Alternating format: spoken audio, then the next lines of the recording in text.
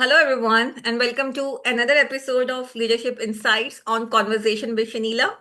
I am your host, Sheila Makhani, and this series is dedicated to bringing you meaningful conversations with global leaders who share practical experiences, leadership lessons, and insights that inspires us to grow both professionally and personally. Today's topic is one that I believe every leader can relate to. When leadership means saying no. Leadership is often associated with saying yes. Yes to opportunities, yes to innovation, yes to supporting our teams. But the reality is that some of the most defining leadership moments come when we have the courage to say no, whether it's protecting priorities, setting healthy boundaries, or making difficult decisions. Saying no is not about rejection, it's about clarity, purpose, and responsibility. To explore this important topic, I am delighted to welcome Bhanu Vishwanatha, our LIMSI alumni and a very dear colleague. Thank you, Bhanu, for joining us. It's a pleasure to have you on the show. Thank you, Shenila. Thank you all for joining. So, Shenila, let's get started. Great. So, Bhanu, before we begin, there are many people who are meeting you for the first time in this conversation, right? So, could you briefly share your professional journey? Thank you all. Thank you, Shenila, for that question. Yeah, I started my journey, professional journey, as a missile scientist for Indian Defense, where we used to fly ICBM missiles, and I started my software career as a Fortran 77 programmer. I don't know how many of in the audience can remember there is a language called Fortran 77. Then I moved on to United States in 1999 as a business analytics guy with Oracle DBA background. I did that for a few years. Then I moved on to PMO roles, led PMO at a retail company, then moved on to a technology company as an application security architect, then moved on to a role as a senior product manager. And in the meanwhile, during my journey, I joined the local PMI Silicon Valley chapter, local.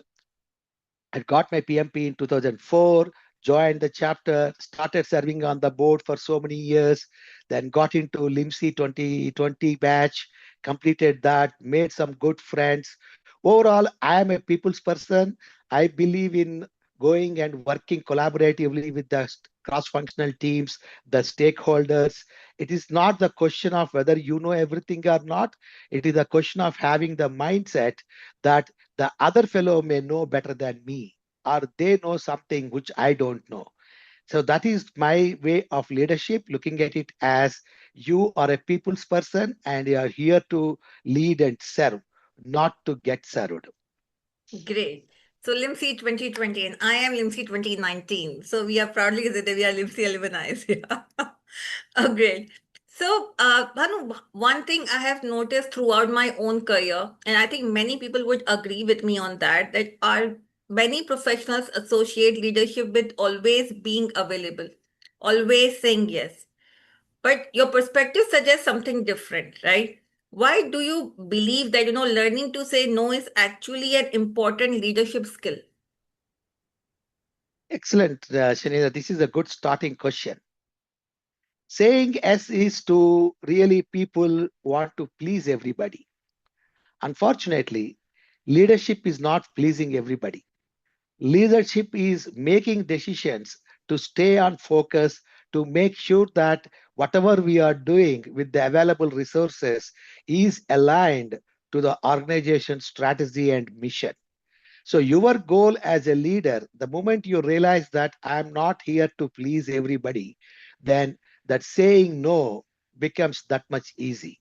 You can say that, yes, I have the courage, but in other words, you are saying no thoughtfully with clarity to make sure that people understand why the no is coming. Oh, I lost you. You're on mute, Sarila. Sorry. Okay. So, Bhanu, was there a defining moment in your leadership journey when saying no became the right decision? And what did that experience teach you? Yeah, let me give you an example. We were trying to do a transformation project for a Canadian, for the Texas-based our company. The requirements came in a way that the stakeholders wanted the all the current data to be migrated to the new platform. On paper, it sounded like a great idea to have a one place for the old and the new. But when I looked into as a leader, what it means to the resources, what it means to the timeline, it didn't make sense. So I went ahead and said, no, we are not doing the whole data transportation. But what we will be doing is what is necessary from a compliance and a regulatory perspective. So we identified only that data in the last 7 years, migrated that, and afterwards, as a alternative mechanism or alternative solution to satisfy the stakeholders, when the initial project was done, delivered, we took it up as a separate thing to establish a historic database for read-only purpose. That way, I saved the team from overcommitting and burnout. So, what it meant to the team was that, yes, here is the leader who is not afraid to say no to keep us engaged and energized. I think such an important perspective it is. Thank you, Bhanu, for sharing it because I think leadership is not about pleasing everyone. It's about making decisions that serve the bigger picture. And I would like to know your perspective, like that. How do effective leaders you think distinguish between the opportunities worth pursuing and the distractions that should be declined? This is another thing, right? When you are into that leadership role and we are prioritizing the things, there will be always people will be pitching in as an opportunity. But you as a leader should have that wisdom or the vision to distinguish between the opportunity and the distraction. A distraction pulls people away from the core goals. So, as a leader, you should be always committed to making sure that you are aligning with the enterprise mission to execute the strategy. That is why you are there as a leader. And again, you have to see is whether this is an opportunity that advances the vision or is it a distraction that adds more noise. The moment you clarify that, you distinguish like that, saying no becomes that much easy to the so-called distractions, which are sugar-coated as opportunities. Actually makes sense. But in today's workplaces, at the organizations, at the work environments, leaders often face competing priorities. So, do you have a personal framework that helps you decide when to say yes and when to say no? Excellent. Here is where let me put on my portfolio management hat. As you Okay. know, I also have a PFMP Hmm. from PMI. So what I would say is really put a three-part framework. What is this idea is about? Whether it is aligning with our organizational strategy or not. What is the impact it is going to make to the end user goal? And how is the resources will be utilized? So the moment you put the portfolio prioritization perspective in place or principles in place, it becomes that much easy to say that this is the framework that we are following. Again, in a portfolio management, it is on you to educate the people about how you are going to prioritize things. If the people are not aware of the process that you are following, there is always that fear of getting into that people may see you as you are favoring somebody. You are getting into subjectivity. That is the reason why having a framework, educating all the stakeholders will make sure that you are making an objective decision, not a subjective decision. Wonderful. I think this framework, your this personal framework is going to be helpful to many people who are watching us right now. So, and I would like to say this thing to everyone that, sometimes saying no is not about closing a door, it's about opening the right ones. And let's further have a conversation on, how leaders can develop that confidence. So, Bhanu, what practical advice would you give to the first time managers who feel pressure to agree with everything? First time managers, we have to say that leadership is not about pleasing everybody. Manager, you are there in a manager role. Your role is to make sure that everybody is happy. But when you move on to a leadership role, that perspective should change. You are not here to please everybody, but you are here to make meaningful decisions, and it is all about serving the team's purpose. What are the roadblocks? What help do the team needs? How do I make sure that they get what they want? How do I make sure that the priorities are explained very clearly? Or in other words, how do you share the vision so that everybody, whoever is working on the team, knows why they are working on it? And at the same time, you need to make decisions, learning carefully to everybody with empathy and conviction, and then you give your decision. And as long as you are able to decide objectively, and then the decision making process is consistent, people feel it is fair, and you have the courage to say no, you gain trust and you will be growing in your leadership journey.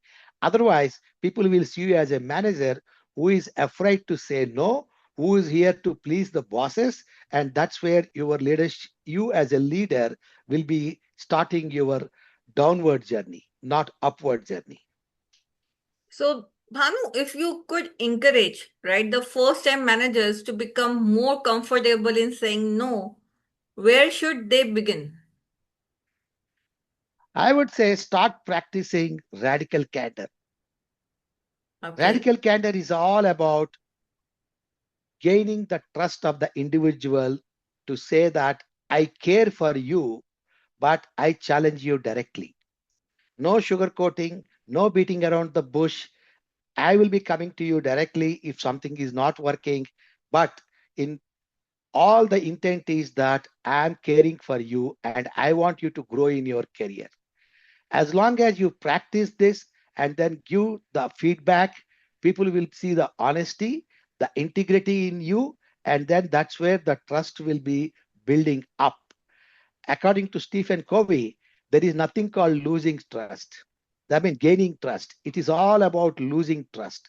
Because you and me, when we start the conversation, we start with 100% trust.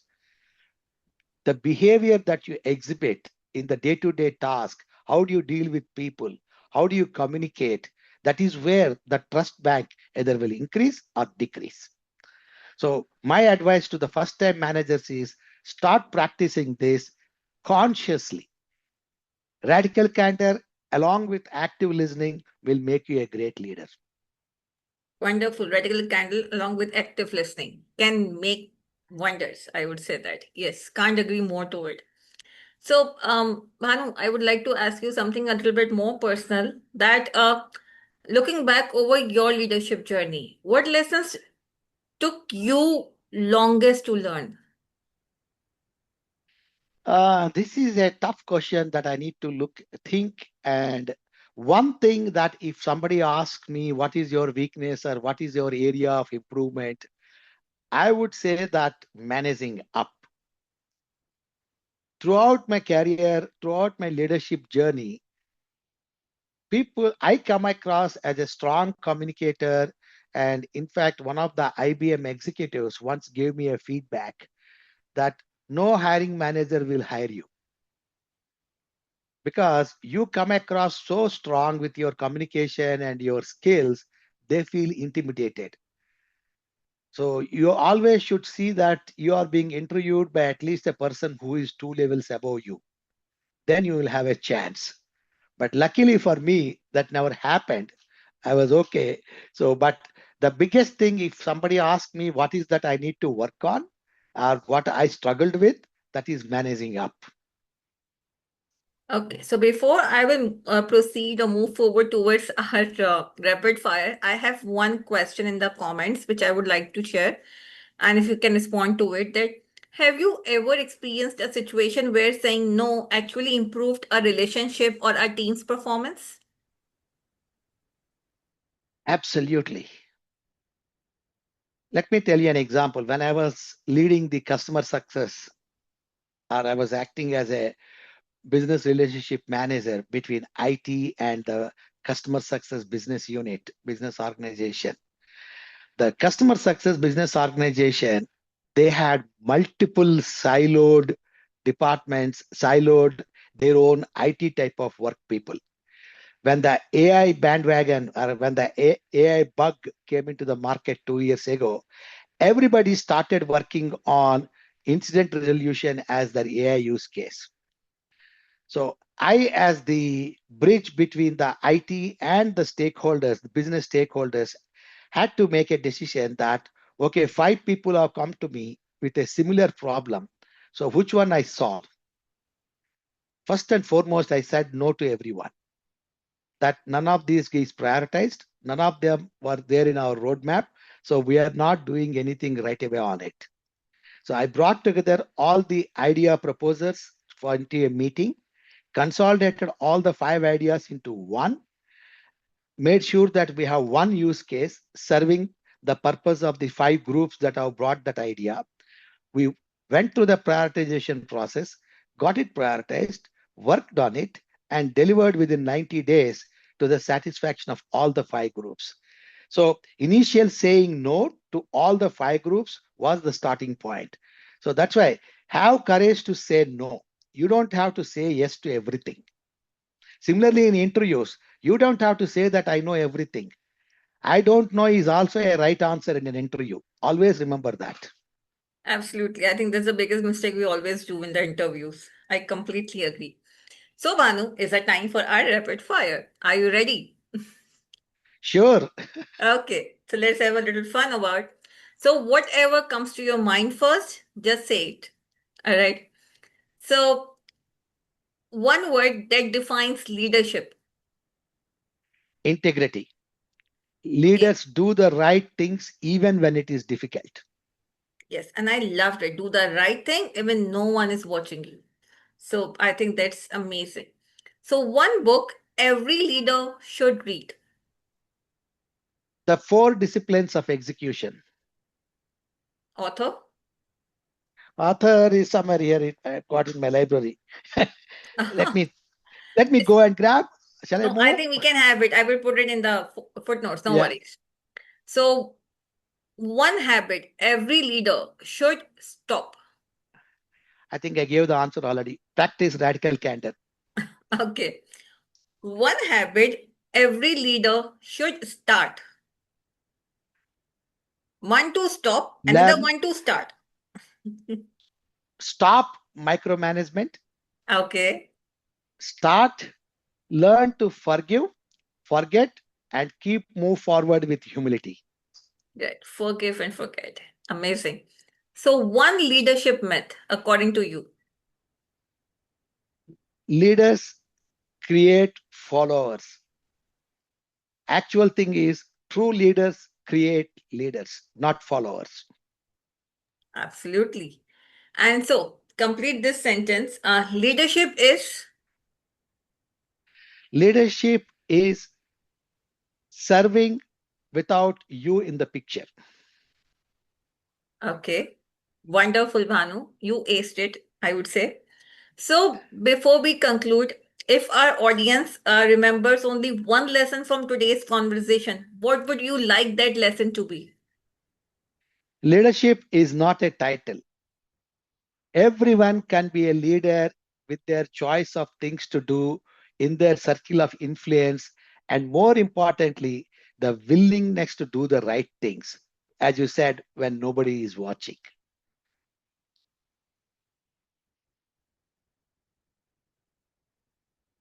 No, I think that's amazing. And this is something which is really good. So, before we moving towards the conclusion, there is one comment or a question in the comment. So, I would like to take that one. That Bhanu, how can you define that leaders communicate a no in a way that preserves their trust and strengthens relationship? Yeah, as long as you communicate that no with the true data points and why you are making the decision because of the alignment to the strategy or the impact to the value or the noise that is it is bringing in, there is no harm. You won't lose any trust or you won't lose any of the supporters. The problem comes is when you make decisions and when you fail to understand, fail to explain why you made that particular decision. That is where you lose the trust. Awesome. You nailed it. So, Bhanu, thank you so much for your time and for sharing your experience so openly. I truly enjoyed this conversation, and I'm sure our audience has taken away valuable insights about leadership, decision making, and the courage it takes to say no when it matters the most. So, to everyone watching, thank you for spending your time with us today. If this conversation resonates with you, please share it with someone who may benefit from it. And don't forget to subscribe to Conversations with Shenila for more conversations with global leaders, authors, and project management professionals. Until next time, keep learning, keep growing, and remember, leadership is not about saying yes to everything. It about saying yes. It's about saying yes to what truly matters. Thank you and see you in the next episode. Bye and take care. Thank you, Shanila.